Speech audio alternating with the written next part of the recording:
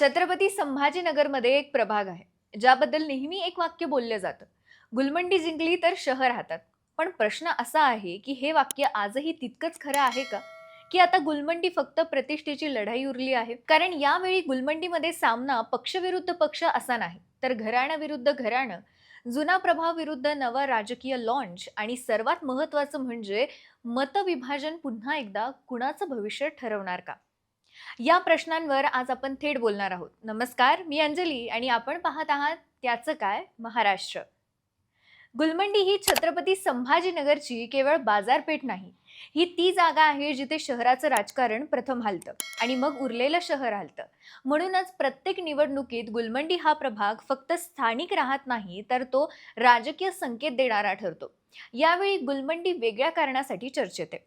कारण या निवडणुकीत पहिल्यांदाच एकाच वेळी दोन बड्या राजकीय घराण्यांची पुढची पिढी थेट मैदानात उतरते.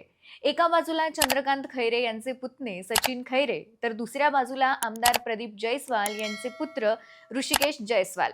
ही लढत त्यामुळे कोण जिंकेल यापेक्षा कोणाची पकड टिकेल याची झाली आहे. गुलमंडीचा इतिहास पाहिला तर हा प्रभाग नेहमीच सत्ता घडवणारा राहिलाय. शिवसेनेची पहिली शाखा इथे उभी राहिली. इथूनच अनेक नेते मोठे झाले. नगरसेवक ते आमदार, खासदार, मंत्री असा प्रवास करणाऱ्या नेत्यांचा पाया इथेच घातला गेला. म्हणूनच आज जे नेते एकमेकांचे राजकीय विरोधक झालेत, त्यांची मुळं एकाच गुलमंडीत रोवलेली आहेत. पण आजचं गुलमंडीचं वास्तव केवळ राजकीय वारशापुरतं मर्यादित नाही. हा प्रभाग आजही जुन्या शहराच्या सगळ्या प्रश्नांचा चेहरा आहे. पाणी, कचरा, पार्किंग, वाहतूक, आरोग्य, शाळांची अवस्था हे प्रश्न वर्षानुवर्षे तेच आहेत. आणि विशेष म्हणजे सत्तेच्या केंद्रात असलेल्यांनाही तेच प्रश्न भेडसावत आहेत.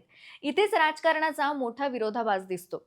ज्या प्रभागावर वर्चस्व म्हणजे शहरावर वर्चस्व असं म्हटलं जातं, त्याच प्रभागात 10-10 दिवसांनी पाणी येतं. त्यामुळे यावेळी मतदार फक्त नाव, पक्ष किंवा ओळख पाहणार की काम कुणाचं हा प्रश्न विचारणार.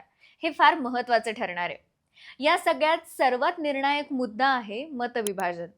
गुलमंडी हा असा प्रभाग आहे जिथे हिंदू, मुस्लिम, दलित, व्यापारी, मध्यमवर्ग सगळे एकत्र आहेत. आणि इतिहास सांगतो की जेव्हा हिंदू मतं तुटतात तेव्हा निकाल वेगळाच लागतो. 2014च्या विधानसभा निवडणुकीत मध्य मतदारसंघात हेच घडलं होतं. मोठ्या प्रमाणावर मतविभाजन झालं आणि त्याचा फायदा MIMला मिळाला. तोच इतिहास यावेळी गुलमंडीमध्ये पुन्हा घडतोय का हा प्रश्न आता उभा राहतो. कारण आज मैदानात आहेत 4 हिंदू उमेदवार आणि 1 मुस्लिम उमेदवार. शिवसेना, भाजप, राष्ट्रवादी आणि उद्धव ठाकरे गट सगळ्यांचे उमेदवार वेगवेगळे. शिवसेना शिंदे गटाकडून श्री मिलाप चावरिया, सौ प्राजक्ता विश्वनाथ परदेशी, प्रीती तोतला, ऋषिकेश जयस्वाल. भाजपकडून मिथुन व्यास. राष्ट्रवादी अजित पवार गटाकडून प्रमोद नरवडे पाटील. उबाठा गटाचे लक्ष्मीनारायण बखरिया. MIMचे मोहम्मद जोहेब असे मोठे मोठे नेते मैदानात आहेत. विशेष म्हणजे यातलं कुणीच कमी नाही. प्रत्येक उमेदवाराचं गुलमंडीवर तितकंच वर्चस्व आहे. अशा परिस्थितीत मतदारांचा एक संध निर्णय न झाल्यास निकाल कुणाच्या बाजूने वळेल याचा अंदाज बांधणं कठीण होतं. यात भर पडते ती अंतर्गत नाराजीची. किशनचंद तनवानी गटाला उमेदवारी नाकारण्यात आली. पूर्वीच्या त्यागाची आठवण करून दिल्यानंतरही पक्षाने तो दावा मान्य केला नाही. ही नाराजी मतदानात कितपत उरते आणि ती थेट कुणाच्या तोट्याची ठरते हे गुलमंडीच्या निकालाचं मोठं गुपित असणार आहे. म्हणजेच गुलमंडीची लढत ही केवळ एका प्रभागाची नाही. ही लढत आहे वारसा विरुद्ध संधी, अनुभव विरुद्ध लॉन्चिंग आणि एकत्रित मतदान विरुद्ध तुटलेलं मतदान यांची. आणि इथेच गुलमंडीच्या निवडणुकीचा सगळ्यात सूक्ष्म आणि निर्णायक पैलू समोर येतो. मतदारांचा मानसिक कल. कारण या प्रभागात आज अशी परिस्थिती आहे की अनेक मतदार एखाद्या पक्षावर खुश नाहीत, पण दुसऱ्या पक्षावरही पूर्ण विश्वास ठेवायला तयार नाहीत. त्यामुळे आपला उमेदवार जिंकणार नाही या भावनेतून दुसऱ्याला हरवण्यासाठी मतदान करण्याची प्रवृत्ती वाढते. ही मानसिकता जर मोठ्या प्रमाणावर दिसली तर गुलमंडीचा निकाल काम, विचारधारा किंवा नेतृत्वावर नाही तर केवळ गणितावर ठरेल. यात आणखी एक महत्त्वाचा मुद्दा म्हणजे गुलमंडीतील व्यापारी वर्ग आणि मध्यमवर्गीय मतदार. सण उत्सव, बाजारपेठ, वाहतूक, पार्किंग, पोलीस प्रशासन, अतिक्रमण या सगळ्या गोष्टी थेट त्यांच्या रोजच्या जगण्याशी जोडलेल्या आहेत. त्यामुळे हा वर्ग नेहमी भावनिक राजकारणापेक्षा स्थैर्य आणि सुलभता पाहतो.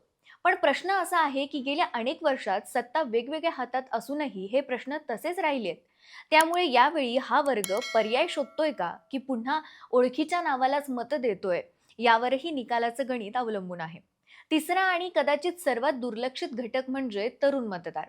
गुलमंडी हा भाग शिक्षण, रोजगार आणि आधुनिक सुविधांच्या बाबतीत मागे राहिल्याची भावना तरुणांमध्ये आहे. सोशल मीडियावर सक्रिय असलेला हा मतदार नेतृत्वाचा वारसा कमी आणि भविष्यातील संधी जास्त पाहतो. त्यामुळे राजकीय लॉन्चिंग म्हणून उतरलेला उमेदवार त्यांना आकर्षित करतो, की अनुभवाची शिदोरी त्यांना जास्त सुरक्षित वाटते. हा संघर्ष मतदानाच्या दिवशी स्पष्ट दिसेल.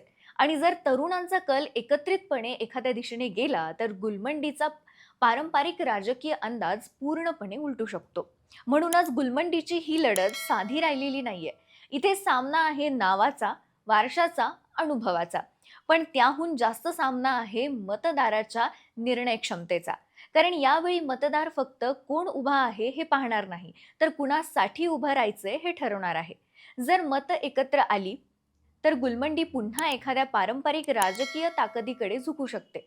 पण जर मतं तुटली, तर इतिहास सांगतो, निकाल नेहमी अनपेक्षित लागतो. आणि अशा अनपेक्षित निकालातूनच शहराच्या राजकारणात मोठे बदल घडतात. आज ज्या गुलमंडीवर सगळ्यांची नजर आहे, ती उद्या संपूर्ण छत्रपती संभाजीनगरच्या सत्तेची दिशा ठरवू शकते. ही निवडणूक केवळ कोण नगरसेवक होणार याची नाहीये. ही निवडणूक आहे शहराचा राजकीय केंद्रबिंदू कुठे राहणार, घराणेशाही टिकणार की नव्या पिढीला संधी मिळणार. आणि सर्वात महत्त्वाचं म्हणजे मतदार यावेळी भावनेपेक्षा गणित निवडणार, की गणित मोडून भावना व्यक्त करणार. गुलमंडीचा निकाल जाहीर होईल, पण त्याचे पडसाद फक्त एका प्रभागापुरते मर्यादित राहणार नाहीत. ते पडसाद शहराच्या सत्ता समीकरणात, पक्षांच्या राजनीतीत आणि पुढच्या राजकीय पिढीच्या वाटचालीत स्पष्ट ऐकू येतील. तुमच्या मते गुलमंडीमध्ये यावेळी एकत्रित मतदान होईल, की मतविभाजनच निर्णायक ठरेल? आणि जर मतं तुटली, तर सगळ्यात जास्त फायदा नेमका कुणाला होईल? कमेंटमध्ये तुमचं मत नक्की सांगा. कारण गुलमंडीचा निकाल फक्त गुलमंडीचा नसतो, तो संपूर्ण छत्रपती संभाजीनगरच्या राजकारणाची दिशा ठरवतो. बाकी राजकारणाच्या आखाड्यात आपली नजर कायम असणारच आहे. तेव्हा कुठेही जाऊ नका, पाहत रहा, सबस्क्राईब करा. त्याचं काय महाराष्ट्र.